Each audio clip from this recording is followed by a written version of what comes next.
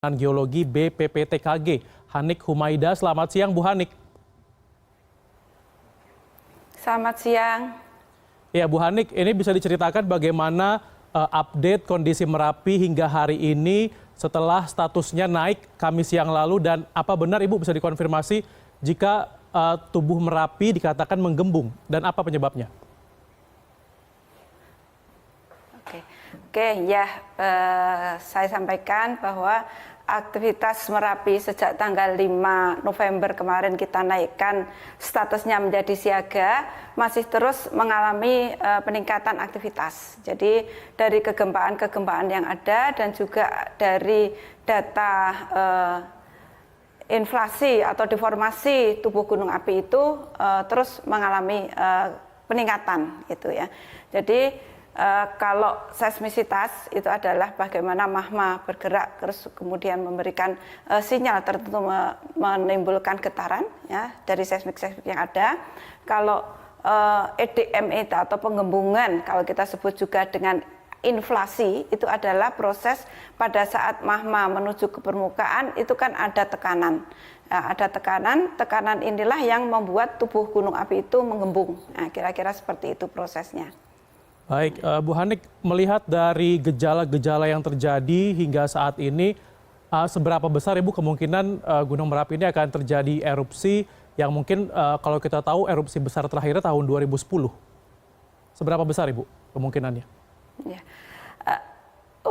Kalau untuk erupsi saat ini, ya dari data-data yang ada, ini merupakan erupsi efusif ya. Namun demikian ini karena data terakhir ini ada satu percepatan untuk data-datanya tadi seismisitasnya ya. Jadi kemungkinan data ini adalah menunjukkan adanya eksplosivitas juga. Jadi artinya ada kemungkinan efusif berserta eksplosif, ataupun kalau efusif maka akan ada percepatan pertumbuhan kubah lava itu. Gitu.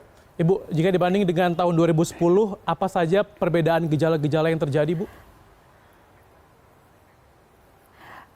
Untuk data-data dengan tahun 2010 itu ya, satu yang ada bedanya gitu ya, itu adalah vulkanik dalamnya gitu ya. Untuk tahun ini, untuk yang saat ini vulkanik dalam nggak ada. Tapi untuk data-data yang lain ini menunjukkan ada sama ya sebenarnya ini juga terjadi juga di tahun 2006 ya. Terus kalau melihat pelannya data, pertemuannya data, ini ada kemiripannya dengan 2006. Sehingga tadi saya sampaikan bahwa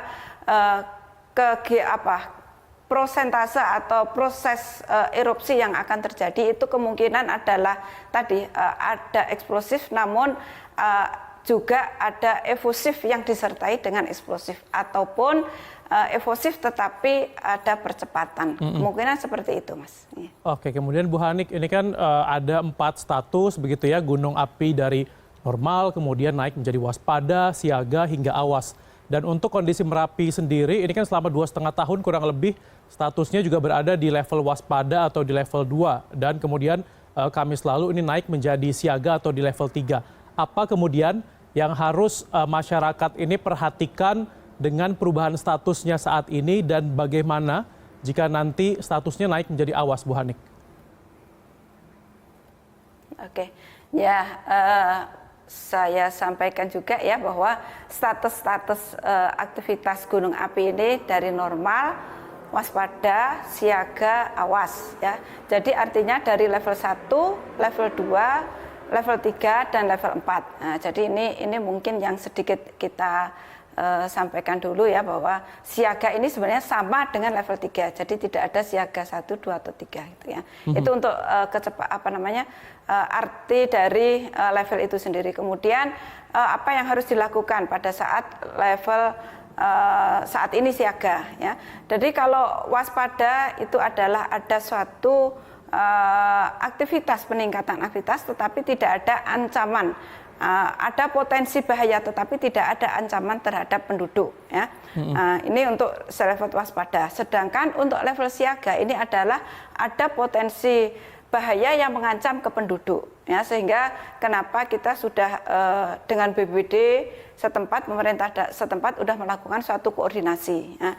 Kemudian untuk awas ya, untuk awas tentunya ini sudah sangat dekat dengan proses erupsi sendiri gitu ya, atau pada saat terjadinya suatu erupsi. Artinya apa? Bahwa sudah bukan potensi lagi, tapi memang ancaman terhadap penduduk itu sudah ada.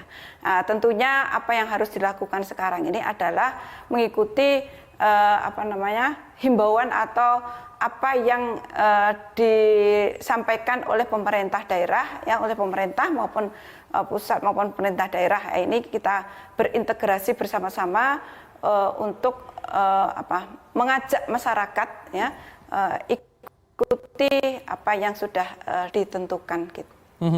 Kemudian Bu Hanik, ini secara awam gitu ya Bu, itu bagaimana sih Bu kalau misalnya kita melihat tanda-tanda alam misalnya ya, tentu kita tidak ada yang berharap kemungkinan terburuk terjadi, namun untuk pengetahuan kita bersama juga apa sih sebenarnya tanda-tanda yang bisa dilihat apabila satu gunung ini berpotensi atau akan terjadi erupsi besar? Apa yang bisa kita lihat tanda-tandanya? Untuk erupsi besar ya mungkin dari sisi masyarakat local wisdom gitu ya, dengan adanya beberapa sinyal-sinyal yang masyarakat mengetahui mungkin ada beberapa hewan yang mulai turun. Nah, ini mungkin salah satu ya. Namun demikian saya kira dengan informasi yang sekarang seberapa besar dan apa potensinya selalu kita informasikan ya, artinya dua-duanya ini kita ikuti bersama-sama gitu. Oke, jadi intinya harus update informasi, tapi Bu Hanik ini terkait juga dengan informasi di mana kemudian masyarakat ini bisa mengupdate informasinya khususnya terkait soal Gunung Merapi. Ya, betul.